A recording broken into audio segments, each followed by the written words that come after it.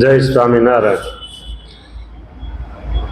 તારીખ 7/9/2025 રવિવારના દિવસે ચંદ્રગ્રહણ આવે છે। ચંદ્રગ્રહણ છે એટલે રાત્રે હોય, પણ એનું વેધ લાગે છે રવિવારે બપોરે 12:57 એટલે સમજો 1 વાગે બરાબર વેધ લાગે। ત્યાર પછી જમાય નહીં, ભોજન ન કરાય।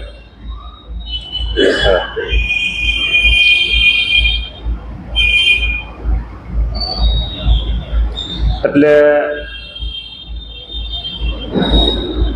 પાણી ફક્ત પી શકાય। ગ્રહણનો વેદ અને સ્પર્શ વચ્ચે સમય ઠાકોરજીના જે સેવા પૂજા હોય તે થઈ શકે। માનો કે 1 વાગે ગ્રહણનો વેદ બેસી ગયો તો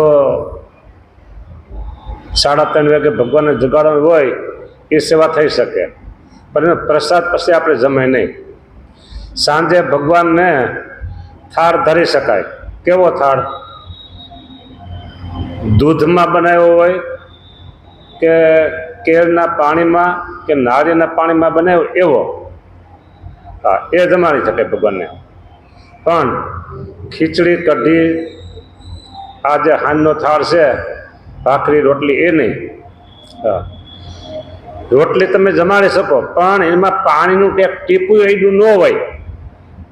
દૂધમાં લોટ બાંધીને કરી હોય તો હાલે। હા એટલે આ વેદનો દિવસ, અને વેદમાં બાળકો, વૃદ્ધો અને બીમાર લોકો હોય બરાબર, રોગી હોય એ વેદ દરમિયાન જમી શકે છે। હા હવે ગ્રહણમાં નિયમ શું શું પાળવા તેની વાત। શિક્ષાપત્રીમાં ભગવાન સ્વામિનારાયણે આજ્ઞા કરી છે કે આ ગ્રહણ દરમિયાન સર્વે ક્રિયાનો તત્કાળ ત્યાગ કરી દેવો અને ભજન કરવું, પણ કેવી રીતે? પવિત્ર થઈને। હવે જો આ ભગવાને એમાં સ્નાન કરવું એવો શબ્દ લખ્યો નથી, પણ પવિત્ર થઈને ભજનમાં બેસવું। તો પવિત્ર ક્યારે થવાય? આપણે પવિત્ર થવું હોય ગમે ત્યારે તો સ્નાન કરવું જ પડે। એટલે કે સ્નાન કરી અને ધોયેલા વસ્ત્રો પહેરી અને ભજનમાં બેસી જવું। હવે દિવસ હોય બરાબર, ઘણી વખત ચંદ્રગ્રહણ દિવસે પણ થોડુંક આવતું હોય, ટૂંકમાં દિવસ હોય તો આપણી વ્યવહારિક કામકાજ ક્રિયા પ્રવૃત્તિ છે એ બંધ કરી દેવાની। હા અને ભજનમાં બેસી જવાનું। ભજનમાં બેઠા પછી આપણે જે વસ્ત્ર પહેરેલા છે એ ગ્રહણ પૂરું થાય ત્યારે વસ્ત્રે સહિત સ્નાન કરવાનું। જે વસ્ત્ર પહેર્યા છે એના એ વસ્ત્રે સ્નાન કરી અને પછી શરીર લૂસવાનો જે રૂમાલ હોય એ રૂમાલ બાથરૂમમાં ગ્રહણ શરૂ થાય એને પહેલાં મૂકી દેવો બરાબર। પછી સ્નાન કરીને પછી એને અડવાનું, તે પહેલાં અડવાનું નહીં। અને તમે ગ્રહસ્થ હો તો ડોલ હોય તો પછી પહેરેલા બધા જે વસ્ત્ર છે એ ડોલમાં મૂકી દેવાય અને પછી ગમે ત્યારે તમે એને ધોવો। હા આ પ્રમાણે ગ્રહણ દરમિયાન શુદ્ધાશુદ્ધિ એ સિવાય રસોડામાં ગ્રહણ કેવી રીતે કાઢવું, રાખવું, તારો નિયમ પાડવા? તો રસોડાને પહેલાં તો લિક્વિડ જે આવે છે એનાથી આખું જે પ્લેટફોર્મ હોય, રસોડું, ચૂલો છે, એ બધી રોજની વપરાતી સાણચી, તાવીથા બરાબર એ બધાને લિક્વિડથી, પાવડરથી, સાબુ જે તમે વાપરતા હો એનાથી ધોઈને સાફ કરી નાખવાનું. હા, પછી જે નળ રસોડામાં પાણી માટે જો વપરાતો હોય જે નળ, એ નળને પણ લિક્વિડથી જેમ વાસણ ઉટકો એમ નળને પણ ઉટકી નાખીને સાફ કરી નાખવાનો. અને એ સમયે તમારે જો બીજું કાંઈ પાણી વપરાશનું કરવું હોય તો નવું ગરણું બાંધી દેવાનું. હા, એ ગરણું કાઢી નાખવાનું. હા, પછી વાત આવી માટીની તાવડી હોય તો તાવડી પણ ગ્રહણ સમય પછી ઉપયોગ કરાય ને, એટલે એને નિકાલ કરી દેવાનો. રોજિંદા વપરાતા મસાલા, દાળના, શાકના, કઢીના વઘાર માટેના જે મસાલા વપરાતા હોય એ રસોઈ ચાલુ હોય ત્યારે આપણે એના હાથે બધા અડતા હોય, બરાબર, એટલે એ મસાલા છે એ કામમાં ન આવે, એ કાઢી નાખવાના. સ્ટોકના વધારાના મસાલા હોય એ પછી ગ્રહણ પૂરું થયા પછી એ વાપરવાના.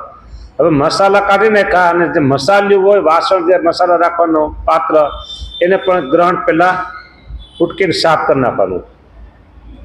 હા, વાત આવી પાણીનો આરો, ફિલ્ટર પાણી. એમાં તમે જમતા જમતા કે લોટ બાંધતા બાંધતા કે રસોઈ કરતા કરતા પાણી ભરતા હો તો એનો જે નળ છે આરાનો, એ નળને પણ લિક્વિડથી સાફ કરી નાખવાનો. ત્યાં પણ ગરણું બાંધવું જ હોય અને એક ગરણું બાંધતું હોય એ ગરણું કાઢી નાખવાનું અને બીજું ગરણું બાંધી રાખવાનું. ગ્રહણ દરમિયાન લોટ અને પાણીનો જે ઉપયોગ થયો હોય એવી કોઈ પણ વસ્તુ રખાય નહીં. હા, જોકે સત્સંગી હોય અને વર્ષમાં એકાદું ગ્રહણ, 2 ગ્રહણ આવતા હોય એટલા બધા લગભગ નિયમની ખબર તો હોય જ. હા, છતાંય કોઈ પૂછતા હોય કે ગ્રહણ દરમિયાન શું કરવું, કેમ કરવું, શું કરવું, કેમ કરવું, આવા પ્રશ્ન બધા આવતા હોય. તો ગ્રહણ દરમિયાન આ જે વસ્તુ છે એ રાખી શકાય નહીં. પછી રોજિંદા વપરાતા વસ્ત્રો, સુવાનું ગાદલું હોય તો ઓછાળ છે, કોશિકાનું કવર છે, એ સિવાય જે વસ્તુ રોજિંદા વપરાતા હોય એ કપડાને અગાઉથી ધોઈ નાખવા. હા, અને ગ્રહણ આવ્યું ક્યાંથી, ગ્રહણ આવ્યું ક્યાંથી એ પ્રશ્ન પાછો હોય. તો નંદ રાજાએ, આ લાખો વર્ષ પહેલાની વાત છે, નંદ રાજાએ આખી પૃથ્વીનું ધન ભેળવું કરી અને એની પાસે વરાહ ભગવાનનું હાડકું હતું. એટલે એ હાડકાના પ્રતાપથી સમુદ્રમાં જઈ શકતા હતા અને બધી જ સંપત્તિ ભેળી કરી અને સમુદ્રના તળિયે રાખ્યો. બધી આ પુરાણની કથા છે. હા, બરાબર. પછી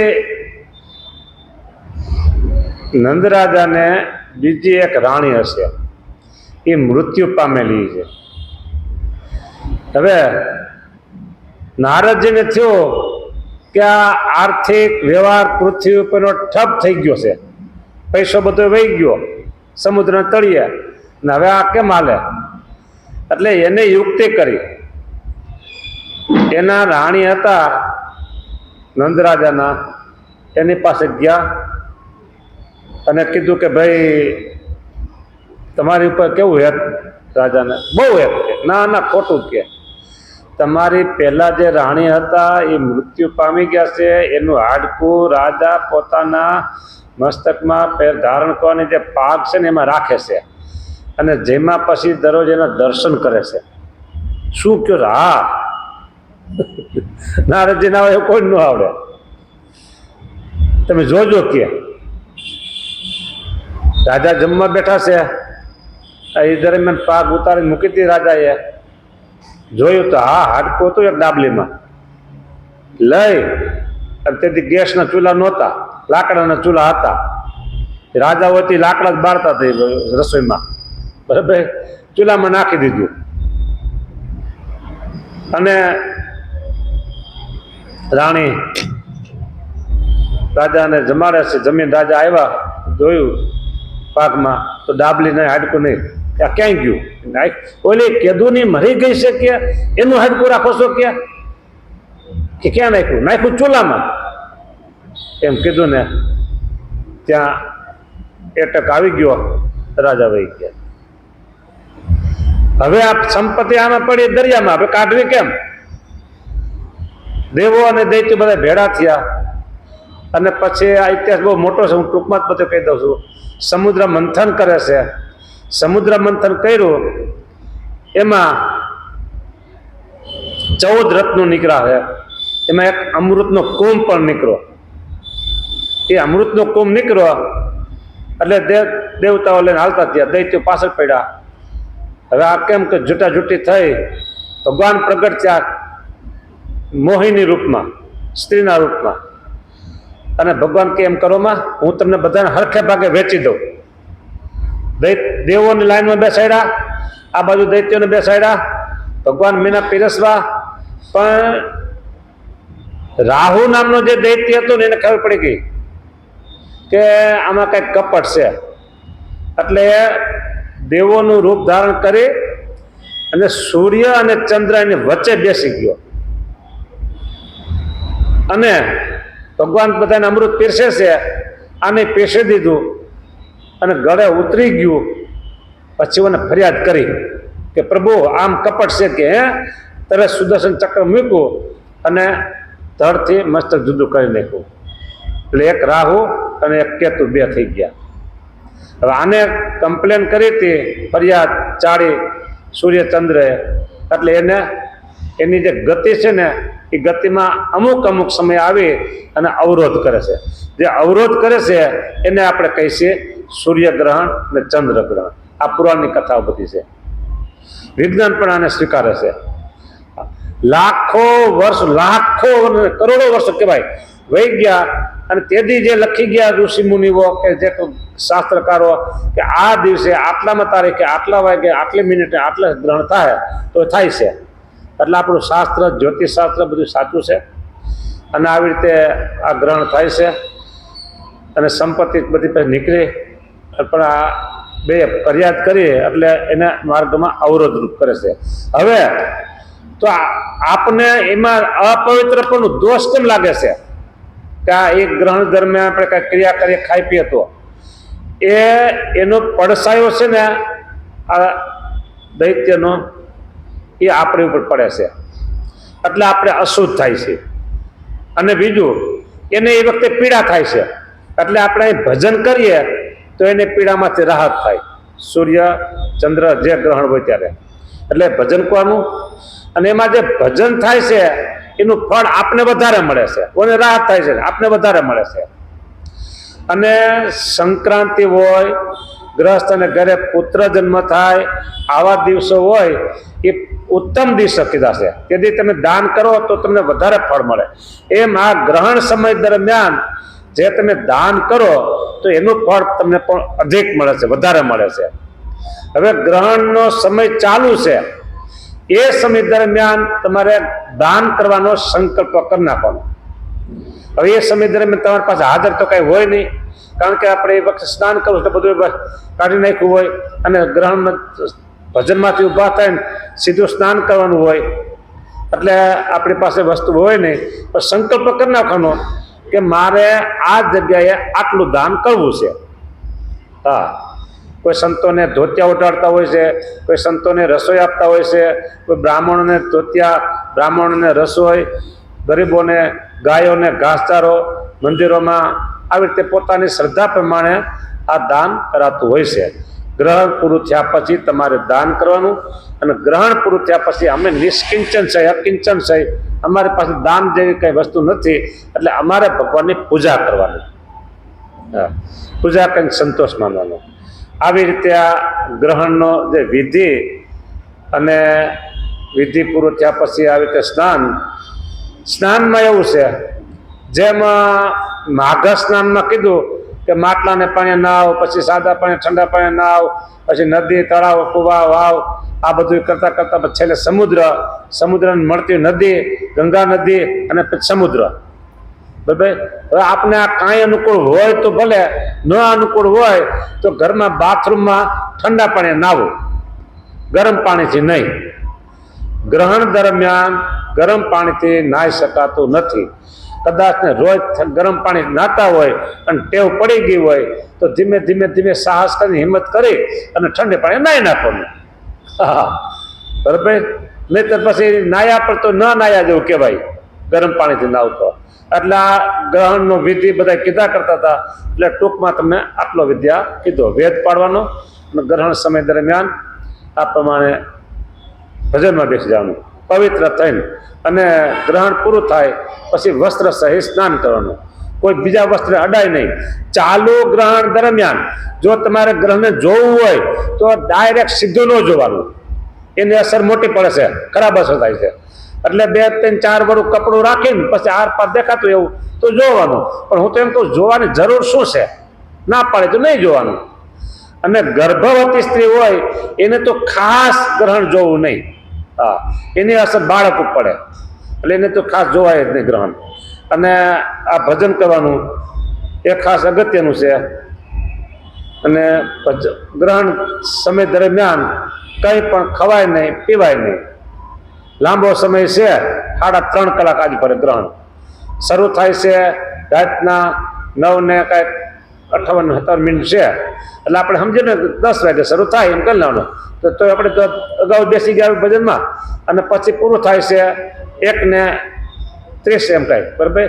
તો આપણે 5 મિનિટ વધારે લેતા હોય એટલે 1.5 વાગે ગણી લેવાનું. એટલે 3.5 કલાકનું ભજન છે આ ગ્રહણ. હિંમત રાખવી પડે.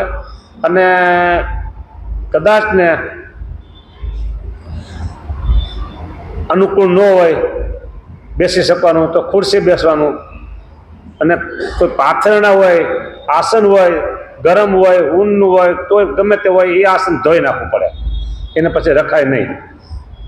અને થાકી ગયા હોય, બેઠા હોય, ભજન કરતા હોય, જોલો ખાઈ લેવું. આ લાંબો સમય હોય, વૃત્તો હોય, ન બેસી શકે. બાકી તો પછી શું છે, જુવાન હોય, સાધુ હોય, હરિભક્તો હોય, બધા એ રાસનો પ્રોગ્રામ કરે, ધૂન કરે, કીર્તન કરે, કથા કરે, જુદા જુદા આ રીતે કાર્યક્રમ કરી નાખે તો જોલા ન આવે, ઊંઘ ન આવે અને ભજન થઈ જાય. ખરેખર તો ભજન સ્વામિનારાયણ સ્વામિનારાયણ સ્વામિનારાયણ મંત્રનું જ કીધું છે. પણ એ બેસીને એક મંત્ર એક આસને બેસી આટલું ભજન ન થઈ શકે તો પછી ધૂન કરવી, પછી ધૂનમાં કંટાળો તો કીર્તન કરવા. એ બધાને થાકી જાય તો કોઈ સંતો હોય થોડી કથા વાર્તા ના આવ્યો કે કહી દે. આવી રીતે આ ભજનનો સમય પસાર કરવાનો. જય સ્વામિનારાયણ.